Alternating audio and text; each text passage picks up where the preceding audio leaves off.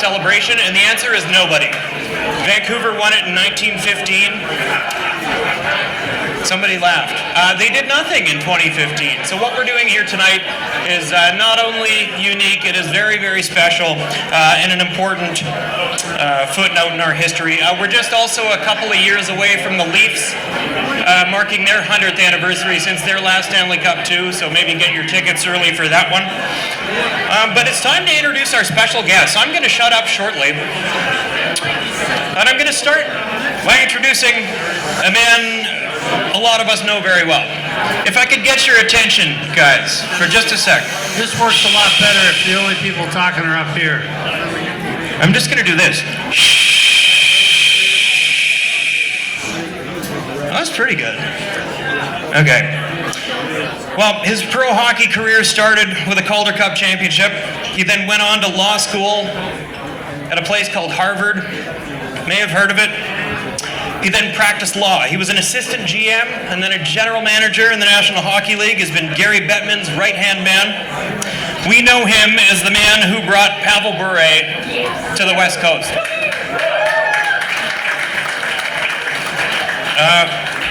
We also know him as a man who, some might say controversially, traded up in the draft to get a couple of untested Swedish twins who later became maybe the best players in franchise history. He also put together the West Coast Express that brought maybe the most exciting brand of hockey we've seen in Vancouver. Not only was he the architect of some great Canucks teams, he built powerhouse international teams with the U.S., and on and on and on. We could talk about Brian Burke's resume all night. He's also a major force for the LGBTQ2S+ community and integrating hockey culture everywhere on every level.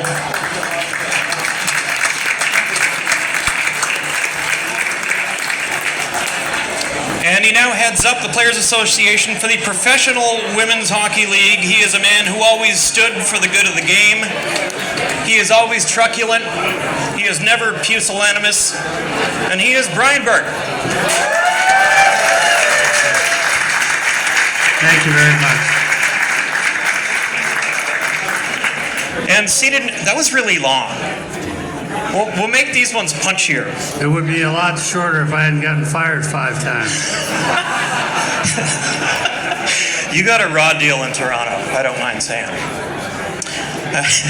Greg Adams is our next member of the panel. Long before the Canucks were busy stockpiling guys named Elias Pettersson, they were busy stockpiling guys named Greg Adams. If you collected hockey cards in the 80s and 90s, he's Greg C. Adams. He played junior with the Victoria Cougars, played in 7 NHL cities, including, of course, with the Canucks, but most notably with the Washington Capitals. He fought everyone. Honestly, YouTube the guy. It's crazy. The only guy I don't think he fought was Archie Henderson, actually. But maybe we could settle that beat. Brian could get a barn somewhere and these guys could go at it. But for anybody who's ever done a summer here on Vancouver Island, you'll know this guy's work. Greg Adams is the man behind Laketown Ranch, Laketown Shakedown, Sunfest. You'll know him well. You can go on YouTube right now and watch him beat up Marty McSorley. He is Greg Adams.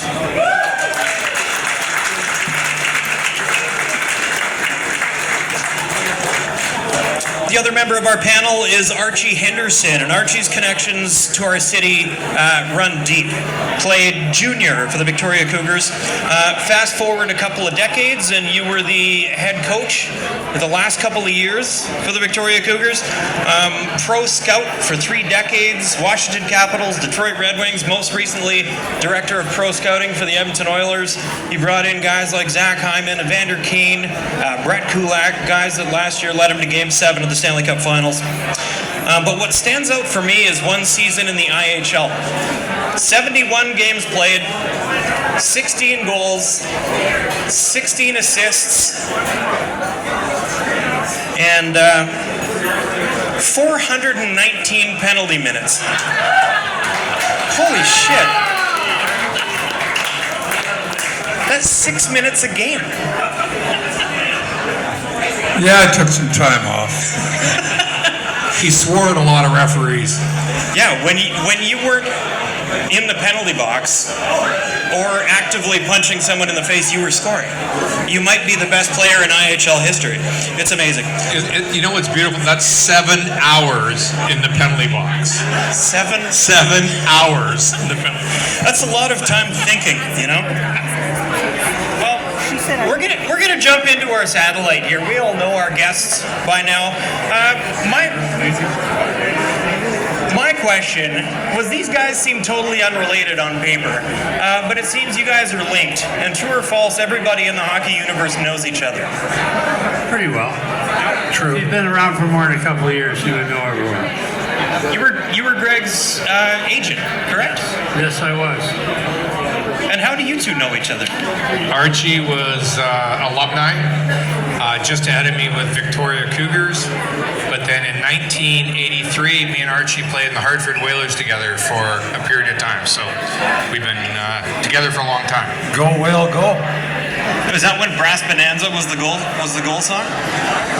We also are alumni with the Washington Capitals and just went back for the 50th reunion. And Archie and Alice were there, which was wonderful. Wow. So I was going to talk about the finer points of the game, beautiful offensive flowing hockey, but then I realized who was on the panel. And the first thing that popped into my head... I don't like where this is going already. Well, you know, you kind of have to hit that low-hanging fruit sometimes. A lot of things came up on Google. We know about Brian's famous truculence. Are we looking at a couple of Brian Burke type players here? Well, I had Greg as a player. When I worked for the Canucks, Greg played for me. I would have had Archie if I could have. I love them both. Describe these guys' games. Well, Greg was a good hockey player who could play when it got rough, but could chip in. Good two-way guy, good team, very popular team guy. Archie was a favorite teammate and toughest nails. I 400 penalty minutes. No one's ever done that, I don't think. I actually looked. I couldn't find the record book for the IHL. He also had 150 in the playoffs that year. So, I guess 44 fighting majors in a season. Who's the toughest guy Archie Henderson ever fought? Well, I would rank them probably Bob Probert would be number one. You fought Bob Probert. Yeah, I fought him twice. I would say that Dave Semenko, who I fought many, many times, and I'll tell you a real funny story. I was playing in Hartford, and the Edmonton Oilers were coming into Hartford. And of course, the big deal was Wayne Gretzky. It was a big, big deal. But for me, the sidebar was Dave Semenko because we had fought so many times in junior. The game starts, and there's a face-off at the offside dot. And out goes Gretzky, Curry, and Semenko. So the coach goes, "All right, Archie, away you go." So I go out, and I face it off against Sammy Semenko, and I put my stick over his stick, and I go, "So, Sammy, long time no see." He looks at me and he goes, "Fuck, I'll say, you've been in the minors for 5 years."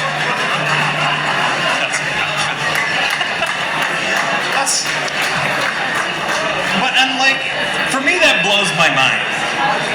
That you're sitting here having fought Dave Semenko a dozen times, Bob Probert a couple times. How'd you do against Probert? Oh, I think I did pretty well. I mean, we were talking about that today. Burke will expand on it, but I would also throw in the top 5, I would have to say Dave Brown, certainly. I'd have to sit and think about it, but I really look at it in a way where every player that I ever fought, or anybody like that, were really, really tough people. And at least I tried it to be like that. And I could put together a list of 5, but one guy that does stand out in my mind as I'm thinking about it was in junior, a guy that played in New Westminster, who was by far the toughest guy in the league. People may remember his name was Barry Beck. and that certainly would be another guy. Yeah, he's on the Rangers, correct? Yeah, he was captain of the Rangers for a long time. Yeah, yeah. Well, Greg, I'd be remiss if I didn't ask you the same question. And guys, I know we're in a pub and I know we're all having a good time, but if we could please get the level down, please, so we can hear what these guys have to say. I don't know if you guys can hear us down here, but we can't hear anything up here. Yeah, it's loud up here. Where's that guy that whistled really loud? Do that again. Yeah. Okay. We'll see how that goes. Greg, he has Dave Semenko, Bob Probert on his dance card. You had everyone from the 1980s. I count Chris Nyland, Joe Kosher, Basil McRae, Jay Miller. Who's the toughest guy you ever threw down with? First, at that level, they're all tough. I had a fight. I'll come back to the Joe Kosher story. But I squared up with Ron Greschner once, and he beat me like a stepchild. Is that appropriate to say that? Totally. Anyway, so he beat the piss out of me. So we go to the penalty box, and the penalty boxes are close, and I don't know if you know it, but we talk. And like, it's not like nowadays where you're texting each other because there's no internet back then. But you'd look over and I go, "Where'd that come from?" And he goes, "You ever see my stats when I broke in the league, kid?" And he was a tough guy, and I didn't realize it. Yeah, there's guys that'll surprise you that they're 27 or 28, you're 21 and 22. You don't know what they did. We all fight a lot when we're 21 and 22. So Ron Greschner beat me pretty good, but I used to wear a CCM helmet, and I fought a guy named Joey Kosher once, and I got in pretty good. You know, we're scrapping a bit. He came over the top in the last hundredth of a second. I knew it was coming. I ducked my head a bit, and he hit me right in the middle of my helmet. And I thought someone took a 10-pound sledgehammer and hit me in the head. And the next day, I wanted to send a check to CCM for saving my life with that helmet. You gotta realize, Greg was fighting out of his weight class with all those people. What was your heaviest weight when you played? I'm embarrassed to say it now because I'm a little bigger, but I played at my lightest was 183, my heaviest was about 194, and I remember I fought Marty McSorley, who was about 225, and he was a tough. So I was kind of, but I had to because not that I had to fight, I just wanted to stay in the league. So if I had to scrap, and I was unfortunate, I spent 5 years in Washington, which I love, but I was the go-to guy, and I wasn't a heavyweight, so I answered the bell, but I sure wasn't a heavyweight. I think I saw you employ kind of a sumo takedown method on McSorley, which could be effective. Absolutely. I think Brian mentioned that Ron Duguay was tough. Did you just say that? Yes. How can you be that tough with beautiful hair like that? Dave Poulin playing for the Flyers. He slashed Ron Duguay off the face-off. Slashed him again, and Duguay said, "Fine, let's go." Cut him wide open, beat the wheels off him. And he said to me afterwards, he said, "Well, I didn't think he was tough. He has such nice hair." He said, "He's from Sudbury, for God's sake." He's a tough guy. I didn't know that. I did not know that. I could talk about NHL fight stories or listen to them all night. I'll tell you, another guy that I forgot to mention, and I fought him in my first shift in the NHL, and then I fought him in my second shift in the NHL. His name was Ben Wilson, and he was really tough too. Ben with an H. That's right. That's Yeah. right. Yeah, that's it's incredible stuff. Now, I guess we might get back to the pugilism a little bit later. Brian, I recently read your book. You were the architect of some incredible hockey teams. If you had to put your stamp, and I think it might be a bit redundant of a question, if you could put your stamp on the best hockey team that you ever put together, who would that be and what made them so good? Well, it'd be the Ducks for sure in 07. That team scored a lot of goals. We had a lot of toughness. I think that team could have beat every team that won the Cup for another 10 years after that. And correct me if I'm wrong, but guys like this on that fourth line, even in 07, played a very important role. Yeah, we led the league in fighting majors. I think the last the year before that and that year. Our heavyweight was George Peros. Before that it was Fridge. And then our middleweights were Brad May, Sean Thornton, Francois Beauchemin, Odie, Sean O'Donnell. So we had a lot of toughness. And we had great players, 3 Hall of Famers on that team. Maybe 4 in the future with Getzlaff, maybe 5 with Perry, but 3 already with Niedermeyer, Pronger, and Tebu. But it was necessary to have some muscle and some toughness even in the playoffs in 07, eh? Well, I think it's necessary even today. I think it's coming back a little bit in hockey right now. But it was essential on my teams because we wanted to play that way. I never wanted to go into a building wondering if we were going to be tough enough. Well, I guess who would you say is the toughest guy in the NHL right now, 2025? Who gets that title? Ross, what's his name? Would be that kid in Columbus. French kid. Yeah. Remember his name, Greg? The kid in Columbus, I would say, is right there. 2 votes for the kid in Columbus, Craig. Olivier. I think he's the toughest. Ross Johnson right behind him for me. I don't know about these guys. I mean, you scouted forever. These guys watch the game, but when you're away from the game, I haven't watched a hockey game in a lot of years. Well, I shouldn't say that. I watched Canada beat the United States there about a month ago. That was sorry, Burke. Love you, baby, but we kicked the shit out of you. Overtime, way to go. We got to enjoy it one last time. Guys, and we got to ask to keep it down just a little bit. If you're talking, you are missing some great stuff from hockey legends out there. Thank you. This works a lot better if people with microphones do all the talking, just so you know. Listen to Brian Burke. So guys, you got probably some teammates in this room, I'm guessing. You know, the hockey fraternity is pretty small, surprisingly. You guys got some great teammates on your resume. And Archie, I'll start with you. If there's a Mount Rushmore of teammates from your career, who's George Washington? Probably a guy that people wouldn't even remember, but he was my left winger for several years. His name was Gary Risling. And he was the ugliest guy in the history of hockey. And just a little motor mouth, and caused me more problems than you could imagine. He would stir stuff up and I'd have to go in and finish it. And in fact, in let's figure this out, 78, 79, we went to the Hershey Bears.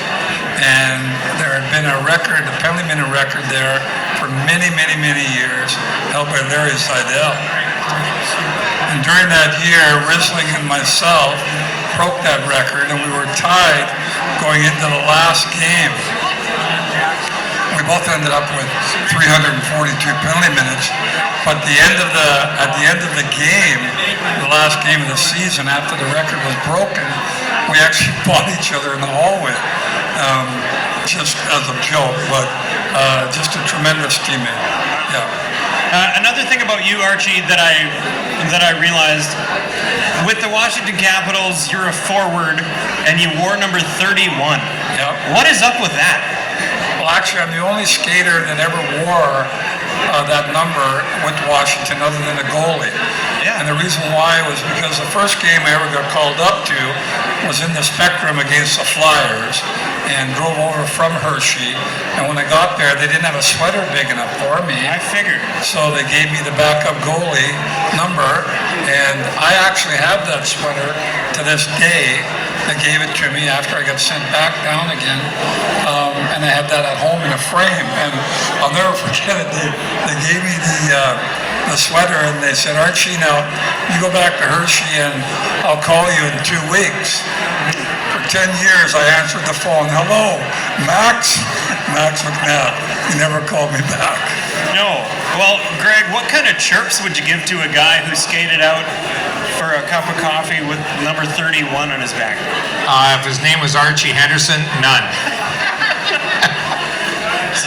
I got in a lot of scraps, but I didn't go looking for him with the Archie Hendersons of the world.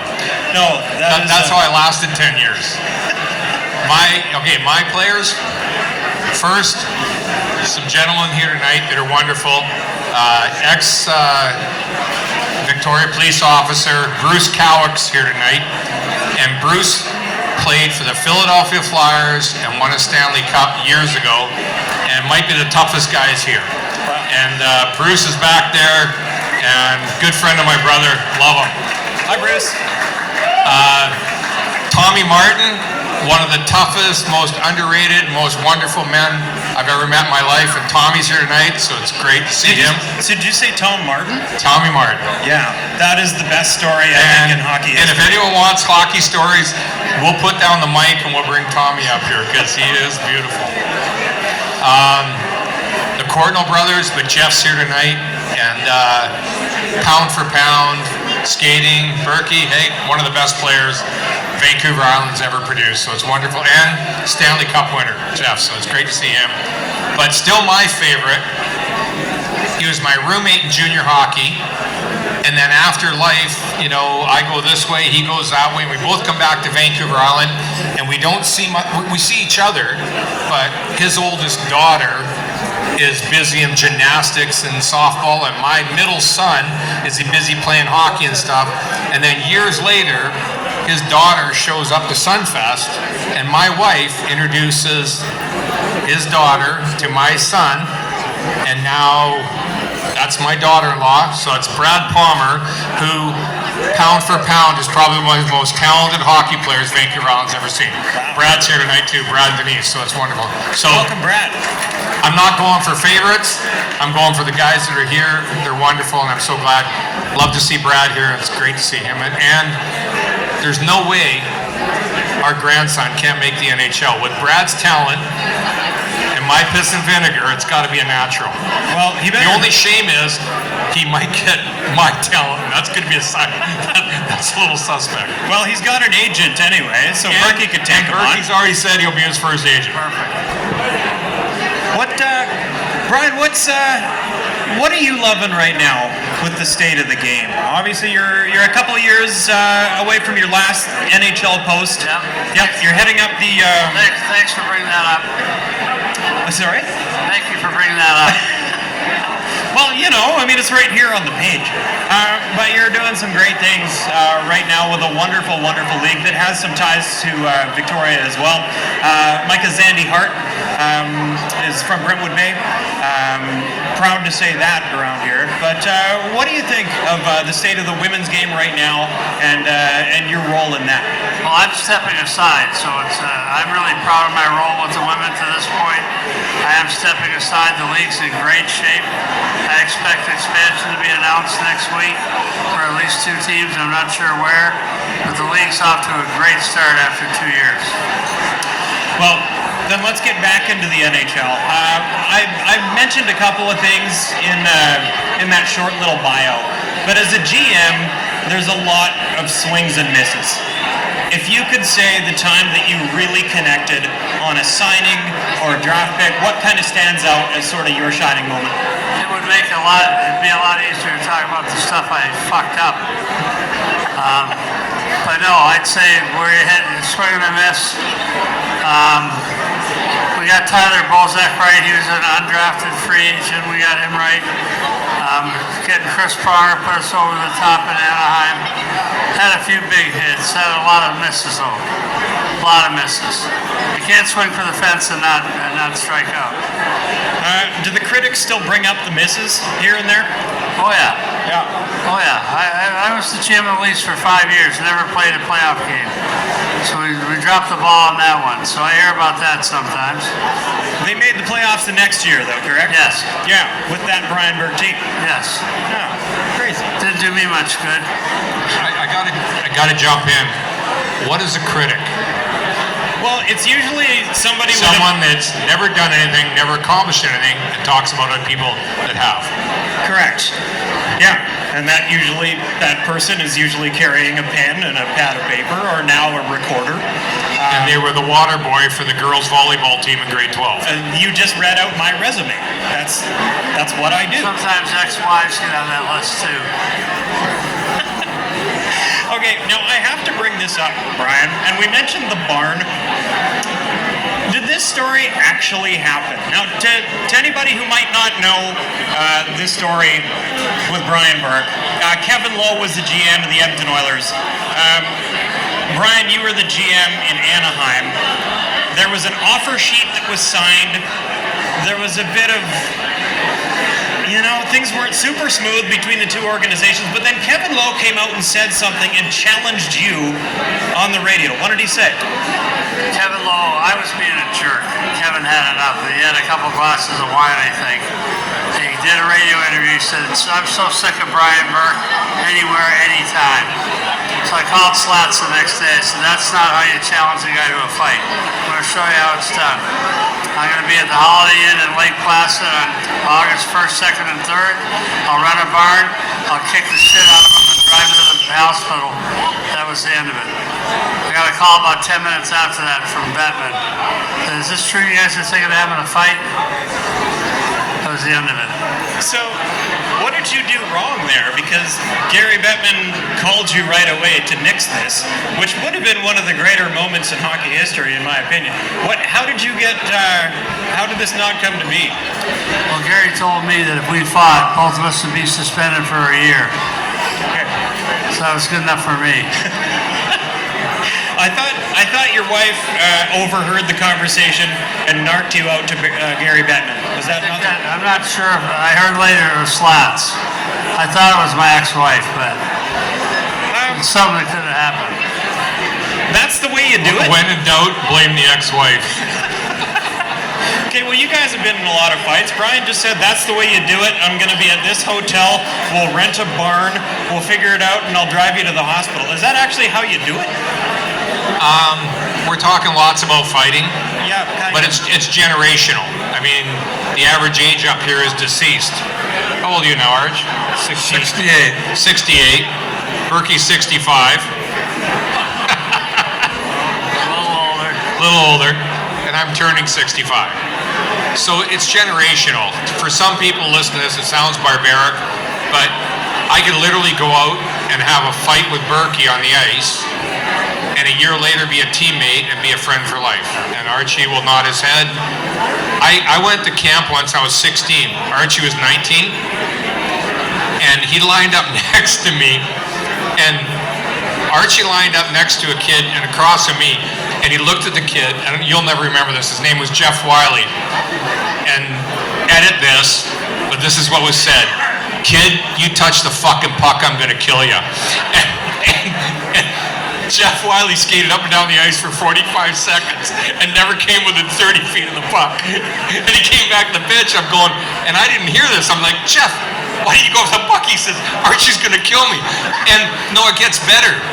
This was an inter-squad game with the Victoria Cougars and the Nanaimo Clippers, and he threatened to kill my teammate with the Nanaimo Clippers. So, having said that, you could ask Jeff Wiley today. He loves the guy. Like, there's an alumni in hockey where we all understand what we did generationally. And nowadays, you look at, and Burke will tell you this, and Archie will tell you this, the game nowadays is absolutely do I wish they had a little more piss and vinegar at times and didn't dive once in a while? But the talent and skill and what they do in the NHL, I love watching. Quinn Hughes, I go to a hockey game, all I do is watch Quinn Hughes the whole time he's on the ice. You just said you don't watch. What's that? You just said you don't watch hockey. I go to 3 games a year. The alumni gives me a ticket in the suite. I got to go. The game is too tame, but it's getting a little spicier. Four Nations was good. Florida playing the way they did last year helped. Fighting's coming back a little bit. None of us want to go back to the old days. But the game's in great shape, and we could use a little more scrapping. Were you in on that group chat with Team USA when they said they were going to... No, we the World Cup of Hockey, Team USA went 0-3, and they've never gone 0 for in a tournament ever. It was the last time I was asked to work for USA Hockey. No one's talked to me from USA Hockey since that tournament. He mentioned Quinn Hughes. Archie, I'll start with you. Who do you love watching right now? Who can you not take your eyes off? Well, when he's playing, I mean, Connor McDavid, I was with him in Edmonton, and Leon is unbelievable, but I would say Connor is the guy for me to watch. He's electrifying, and I think and hope that him and his group win a Stanley Cup moving forward. I think they will, but Brian will tell you it's the hardest trophy to win in professional sports, and it's easy to say, yeah, I think that they'll win one, but they got to go out and do it. But Connor would be my guy today. When I was growing up, and this is going way back, my favorite player of all time was Frank Mahovlich. Big winger, big M. That was the guy that I idolized. Brian, right now in the NHL, who can you not take your eyes off? Connor McDavid. And on D, Quinn Hughes and Cale Makar. I think they're equally good. I think they're both very equal in talent, but Cale plays for a much better team, so he looks better, gets better stats. But I'd say they're a dead heat, those two. I love them both. We mentioned the Four Nations, and I'm sure everybody watched every second of that tournament. Guys, how nice was it again to see best on best? And not only best on best, but I think a lot of people maybe liken this to the All-Star game going in. It's not going to be much. It's going to be a showcase. But to see what those guys did, and you saw, Team Sweden, Team Finland finishing their checks in Game 1 of the round robin, and it was like, this is different. How did it sit with you? Let me jump on that. All-Star games are becoming an embarrassment. The last few years in the NHL, All-Star games were an embarrassment to watch. I think the NBA, a lot of them are the same thing. And I think Gary Bettman and the NHL, and Brian's been at all levels, working for the NHL, being a GM. I think the Four Nations Cup was brilliant. And I think what it did for the NHL and showcasing it. And we used to have games, and Burke will tell you this, at the end of practice, we'd have games, and we'd play like East against West, or Americans against Canadians, against Europeans, and we beat the shit out of each other. And where we were playing on is whoever lost, the loser had to go get the winner a drink and take it to their stall. And we literally beat the piss out of each other. So what I see there... $400. What's that? I'd pay East-West for $100. So, $10 a guy. Yeah. And they'd still play like it was a Stanley Cup. It was Stanley Cup at the end of practice based on $10 a guy. So what they did, the showcasing of the NHL, and I'll piss some people off here tonight, and I don't care. Gary Bettman is brilliant.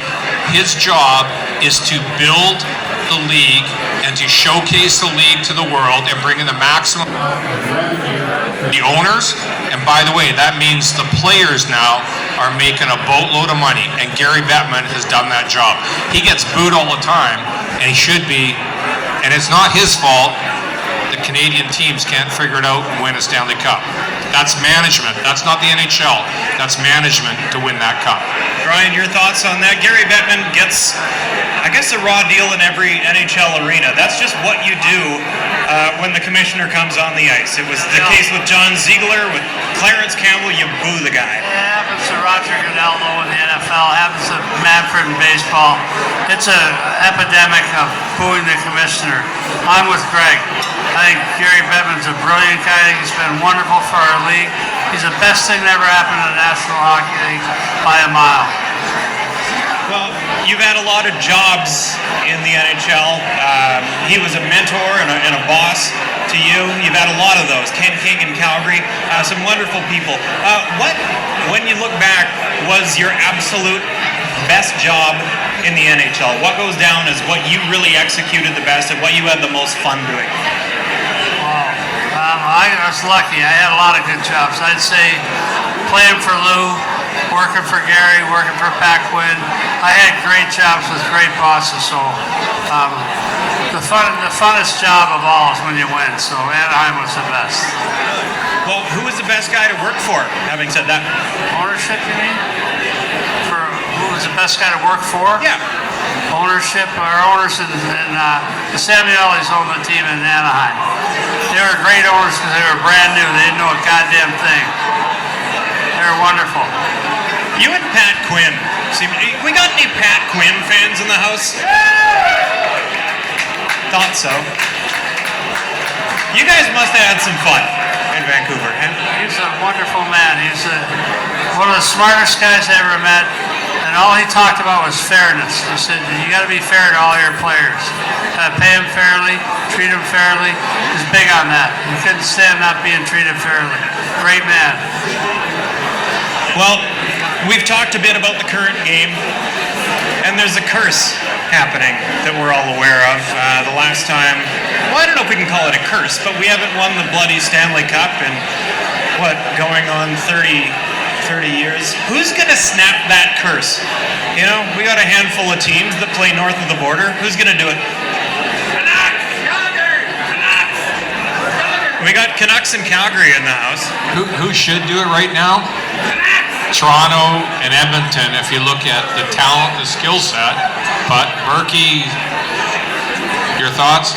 Best team in the NHL, best Canadian team in the NHL this year, clearly is Winnipeg. Clearly for me. They've been better than all year than anyone else. Not saying they're going to win the Cup. They've been the best team to this point by a mile of the Canadian team. Then they had a huge win against Washington the other night. It was a lot of fun. Building was electric. Archie, who's going to do it? Well, it's hard. I'll tell you, it's really hard to say. And the reason why is we're talking about this afternoon. We've taken the Central Division, for example, Winnipeg, Colorado, and Dallas. In the first round, one of those teams is going to go. Toronto has got a great team. Can they get through Florida? The way the parity is in the National Hockey League today, and the way that Gary has, and I give him all the credit in the world. I mean, we were all involved in an era where hockey wasn't what it is today. The parity today is incredible. You can go to a game on any night, and you really don't know who's going to win. So if I had to pick a team from Canada that was going to win it, I would say the chances are good for the Edmonton Oilers. But as Brian will tell you, there's so many factors because it could be a last-minute injury. It could be a goaltender that just he's not on it for a playoff series. There's many factors, and it's the toughest trophy in professional sports to win, and that's why, quite honestly, to come back for the 100th anniversary of the Victoria Cougars winning a Stanley Cup, it's a great honor. And say what you want, it was just as hard in 1925 as it was right now in the year 2025. So we got Winnipeg, we got Edmonton. Who you got? And the thing is, and Brian will tell you this because he was in management, Archie was too, but Brian in management, there is 10 teams right now that go in the Stanley Cup. It'll come down to a Final Four and who is healthy, and that's the one thing people don't realize. To watch guys playing out there, and there is guys out there injured. I mean, we're talking separated shoulders. If we'd have had that Nations Cup, if Quinn Hughes is healthy and playing for the States, we might not have won that cup. That kid's a game changer. You know, like, so there is, it comes down to attrition, and that's why every professional sport respects the NHL, because it takes you 2 months, it takes you, do the math, right, 28 games, usually 24, 25, but it takes you 28 games and 2 months to win, and the guys take a pay cut. We don't get paid to win the Stanley Cup. We percentage of the win of the revenue, Brian could explain that, but it's a pay cut for 3/4 of the guys in the NHL to win the Stanley Cup. You are playing to be a champion. I mean, Jeff should be up here talking about this, but you are playing to be a champion. You're not playing for money. Now, one thing you asked me who I would want to win was Edmonton, but you didn't ask me who I think will win. and I went into a long monologue about how hard it is. But I would say, and a lot of people might disagree with me, my pick to win the Stanley Cup this year is the Dallas Stars. Well, The best team I've seen this year in the last month is Dallas. I agree. If I had to pick a winner, which I hate doing, because the health factor, what Greg just talked about is number one. It's who's healthy. Like the year we won the Cup, Sammy Paulson couldn't practice. He only played games. He could not practice. He was so beat up. So it's a war of attrition. Your goaltenders have to be healthy. The year we won the Cup, J.S. Shiger was not available to us in the first round or second round because his son was born with one eye. He spent the first 2 rounds in the USC Medical Hospital. So the best team I've seen right now is Dallas. I thought we were talking about Canadian teams. Sorry. Yeah, if we could bring the level down again, that would be much appreciated. We've got about 15 minutes left to hear from our hot stove panel, so if we could keep it down to a dull roar or even quieter, that would be much appreciated. And the reason... I would say, and I want to expand a little bit on what Brian's saying, I would say that the trade that Dallas made to get Rantanen was terrific. I think he's going to be an incredible player for them. They signed him to an 8-year deal. But Jim Nill, who's been the general manager of the year the last 2 years, made a move about 2-3 weeks before the deadline. And that's where he picked up one of my favorite players for depth, a defenseman named Cody Ceci, a right-hand shot, 6'2.5", 215, great penalty killer, and Granlund, who gives him a lot of depth, can play any position in the top 9. And you look at that team, the one injury that could hurt them in the first round is not having Miro Heiskanen available to them. But if he comes back, that's the team I think that could win it. Well, I don't mind that. I'm an Oiler fan, so I assume we'll probably meet Dallas in the playoffs. But if the Stars were to win, the Cup would come here, and I'm all about that. Jamie Benn, that would really be a cherry on the sundae for his career. Now, the reason we're here tonight is to celebrate a Stanley Cup that was won 100 years ago. It's the 1925 Victoria Cougars. This is a team that is not on most hockey fans' radar. You know, it was so long ago. You look at the rosters, a name like Howie Morenz jumps out. The only guy who was still alive then was Archie. So, The only guy that's here that was alive then was Archie. I never won a Stanley Cup like you. No. but what do we know? What do we know about the 1925 Victoria Cougars aside from the fact that they won the Stanley Cup in Oak Bay? What do we know? I know that my dad was born in 1924, and he went to war in 1939 at 16 years old. So He missed the parade. he missed the parade. So yeah, you know what? Isn't that the host job to tell us about the team? So yeah, the Stanley Cup, what year? Like, you got to realize, like, in the 50s and 60s, in the 70s, guys played in the NHL and went to work in the summer because you couldn't afford, if you want to play in the NHL, you couldn't afford to live through the whole year. So It was a Challenge Cup then still, right? Yeah. Still a Challenge Cup. So they had to challenge, they could challenge anyone to win the Cup. And Victoria did it and won the Cup, which is amazing. Amazing. It's totally amazing. Well, what had happened as well, if you read about it, I'm a little bit of a historian because I enjoy learning about it. The Victoria Cougars were owned by Lester Patrick and his brother, and they built the Patrick Arena where the Cup was won. But leading up to it, because they played in the old Western, I believe it's called the Western Canada Hockey League, but it may have been just Western Hockey League later. But they beat the Montreal Canadiens in a best-of-5 series, 3-1. But that was not the team they were supposed to play. They were supposed to play the Hamilton Tigers. who are the champions from the East and the defending Stanley Cup champions, I think. But Hamilton, the players went on strike before the Stanley Cup finals and the challenge that Brian's talking about, because they had played more games than what their contract called for, and they wanted $100 more per player per game, and the owner said not a chance. Well, it makes a better story saying that we won it against Howie Morans and the Montreal Canadiens. So thank goodness for that Hamilton strike in 1925. Thanks for bailing us out, Arch. What's that? Thank you for bailing us all out. Sorry for the curveball, guys, but you know that's why we're here. And the reason we're still celebrating 100 years later is what you mentioned, Brian. It is the hardest trophy in the world to win. We always hear that the Stanley Cup is the hardest trophy to win. Other sports play 4 rounds of playoffs.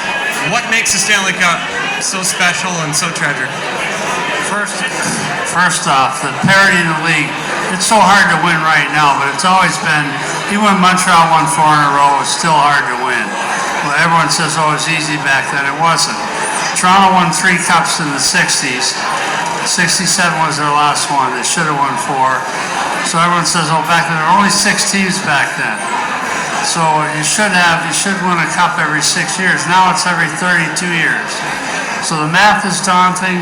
The physical grind is daunting. The travel's daunting. It's the hardest trophy to win by a mile. That's why, as Greg said, there's 10 teams with a legit shot this year that have a legitimate shot to win the cup.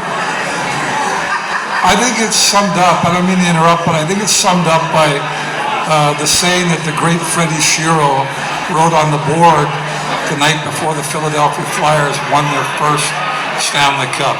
He wrote on the board, "Win tonight and you will walk together forever." And I think if you ask Brian or anybody that's won a Stanley Cup or been part of a championship team at any level, that group of people walk together forever. Brian will tell you, I mean, any of his players from that team call him, he picks up the phone right away. He knows who the children are. He knows who the wives are. And it is a real special thing to win a championship, let alone win a Stanley Cup, because those teams and those organizations walk together forever. So, a lot of you guys know the rules here. We can all touch the Stanley Cup. That's fine. We can touch it, get our picture beside it. You're giving me the side eye. Have you ever touched the Stanley Cup? I didn't win it. I don't deserve to touch it. I never have. Well, I've been around it 20 times. I won't walk within 5 feet of it. And I won't let my grandson touch it either, because he might win it. That's right. With Burke as his He agent. might have a chance, but I don't want to jinx him. He won't touch it. Brian, so you can grab that thing and hoist it up. I can drink from it. I can pick it up. If you haven't won it, you're not allowed to pick it up or drink from it. If you drink from it and you have permission, it's supposed to be someone who won the cup who poured you the drink. And then if you have permission, you can drink from it. I had 2 sons. My son that died, he never won the cup. And so he took pictures with the cup. Patrick, my other boy, isn't in any of the pictures. He's superstitious. I took the cup to Finland one time before I won it. I wouldn't touch the case it was in. The box that came in, I wouldn't touch. I wouldn't get near it. So it's a wonderful award. The night we had our Stanley Cup party, the best part was Gordie Howe walked in, unannounced. Said, "Do you mind if I come to your party?" I said, "Mr. Howe, you're welcome anywhere, anytime, as long as you want." Highlight of my Stanley Cup party, Gordie Howe showed up. You were having your day with the cup, your Stanley Cup party, and Gordie Howe happens to walk into the restaurant? Yep. Was this a dream? It might as well have been for me. We sat down and talked to him for half an hour. Half an hour drinking a beer with Gordie Howe. I called him Mr. Howe. I never called him Gordie in his life. And finally my wife came up to me and said, "We have other guests here, we have 300 people coming." And I said, "Mr. Howe, I have to leave you." That was my highlight of my Stanley Cup parade. Wow. That's Jordan, I gotta jump in. So I was born in Victoria. I grew up in Crofton. And I'm 22 years old, 23, and I got traded to Hartford. So I go to Hartford, I get picked up, and I go in, and there's always a team associate that'll help you kind of get settled. And I said, where do the guys live here? And he says, well, a bunch of guys live in, on the east side, all this. They mentioned the areas, Avalon, all the rest of it. And they said, but there's a couple guys live on the west side in Glastonbury, beautiful little area. And I said, well, who lives over there? And they said, Russ Anderson's over there and Gordie Howe. I said, I'll move over there. So I moved over there because I grew up thinking that Bobby Orr and Gordie Howe are the greatest men in the history of the world, and they are. So I ended up over there, and to go to a long story short, I ended up carpooling a couple times with Gordie Howe. And I grew up in Crofton. My dad's a mill worker, and I'm 22 years old, and I'm carpooling to work with Gordie Howe. He phoned me up in the morning, Greg, I need a ride, my car's in the shop. And I went, and my wife's like, Greg, it's only 8 o'clock. Why are you going in the rink so early? So I picked Gordie up and go, Gordo, like, this is really early. Like, but it's Mr. Howe, but it's Gordon. This is really early. And he goes, yeah, he says, I wanted to get in the rink before Colleen gave me your honey-do list. I'm not making that shit up. That's great. So Gordie worked for me in Hartford, and he couldn't stand the owner, so he came in to see me on a Friday because the owner went to Newport on Thursday night. So Gordie Howe sits in, and I said, hi, Mr. Howe. He's looking at me like this, going right and left and staring at me. So I'm like, something wrong, Mr. Howe? He goes, does your barber charge you by the fucking acre? Gordie was the funniest, but he was tough.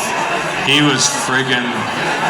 Well, there was an aura about Gordie. I got to know him later on in his life when I worked with Detroit, but for many years in Hartford at the Civic Center, they had a stall in the dressing room that had Gordie's equipment when he worked as an executive upstairs with Larry Plow and people like that.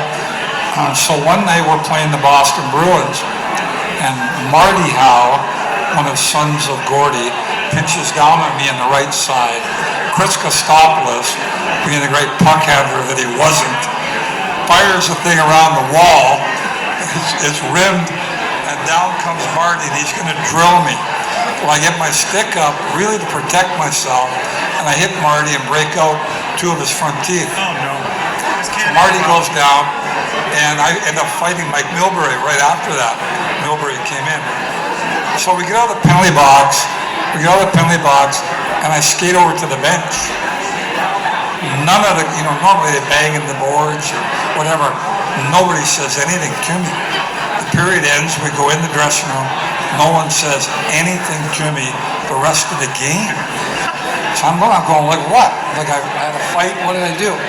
So Russ Anderson comes over to me and says, do you know what you did? I said, yeah, I had a fight. He goes, no, you knocked out Gordie Howe's son's teeth. And I said, yeah, so what? He pitched down on me. Russ goes, he's going to be at practice tomorrow. And I thought they were all, bullshitting me. So the next day, I come to the rink, and we're all standing there, we're all sitting there, starting to get our skates on, and the door of the dressing room, remember there's a little kind of a wall there, opens, and you're leaned over and you see, and in walks Gordie Howe. And he goes to a stall, just around the wall, starts to put on all of his equipment. And I'm going, oh no, this is... Hang on a sec. I was Archie's teammate. 100% true story. I'm going, and Gordie comes in like Jesus walks in through the door, starts putting his gear on. The room is silent, and I'm going, yeah, right, this is set up. Like, well, we go out on the ice, and we're skating around, and Gordie came out last. And I'm kind of looking at this old guy, and I'm thinking, is this for real? He comes up to me, and he literally lifts me with his stick from my rear end right off my skates. And he says, don't worry, kid. I wouldn't do anything. I was as white as the shirt that Brian has on. That's Gordie Howe. Gordie at the time was 52, 54 years maybe old. even older than that. Because I was on the fourth line on that team, and our right winger got injured, but only a short-term injury, and Gordie came out and skated with us for about 4 practices, and he was my right winger, and I couldn't keep up to him on the skating drills, and he was 52 years old. Oh my God. You were on a line with Gordie Howe. That's incredible. Gordie Howe today, playing with Connor McDavid, it would be just unbelievable. I mean, who would be even, like Zach Hyman got 60 goals, and I love Zach. He couldn't carry Gordie's skates in front of the net. There was only one by reputation. And with all due respect to your guys' Gordie Howe stories, that's incredible. Well done, Archie. I guess we'll close, fellas, with what are you looking forward to most? I mean, it's so unique. No other sport, no other trophy brings people together after a full century. Nobody was alive to see it won. The arena burned down. There are very few tangible, real connections to that victory. But you guys are here. What are you looking forward to most? I'll let Greg go last because he's from here, but for me, to be in Victoria at all is a great privilege. It's a beautiful part of the world. I feel fortunate. I worked in Vancouver. I spent a fair amount of time here. I've scouted here over 34 years now. Just to be here is special, but to celebrate a team 100 years ago that wasn't properly celebrated before, let's make it special here in Victoria. Well said. Well said. Archie, how about you? It's been a while. I would second that. I think the celebration of the Stanley Cup, even if it is 100 years ago, is an incredible thing. It's an honor to be here, and quite honestly, it's an honor to say that I was fortunate enough to be a Victoria Cougar. And who knows? Maybe someday there would be some grandchild or some son of the people sitting in the bar tonight who will be able to bring the Stanley Cup to this bar, and I think that's what it's all about in Canada, is that trophy really means a lot. Greg, we'll leave as far as the weekend goes. Yeah. The last word is yours. What are you looking forward to most? First, I want everyone to know that I've been with Burke for 40 years, and he's never given me the last word yet, so love you, bud. I just think that, for me, I just think that hockey is such an integral part of our life, and it's something that, as Canadians, we identify with. It's something that we're so proud of. You saw in that Final Four. And I think it bonds us together as a nation and as individuals. And that Stanley Cup, the opportunity to win it, is so cool that it's part of our history. And I just look forward to, tonight I come in and I meet a lady named Bonnie Laird, and she says to me, Greg, look at this. And she shows me a program from 1972 to a senior A hockey team my dad owned. My dad's in there. He's since passed away. And that's, to me, the bond of hockey, that it brings us all together. We are so fortunate to do what we do for a living, but to have people that appreciate what we do. It's like they think they owe us so much for the entertainment, but we owe them so much for the life we've had. So it's, like I say, it's a mutual love affair, all based on the game of hockey. And it's Canadian as you get. Well said. We're going to Thank you for hosting us tonight. Great job. thank you. I appreciate it. All right, guys, that brings an end to our hot stove chat. The three of you, if you weren't before, you are now valued members of our hockey family in Victoria, and we really, really appreciate you being here. Ladies and gentlemen, Archie Henderson, Greg Adams, and Brian Burke.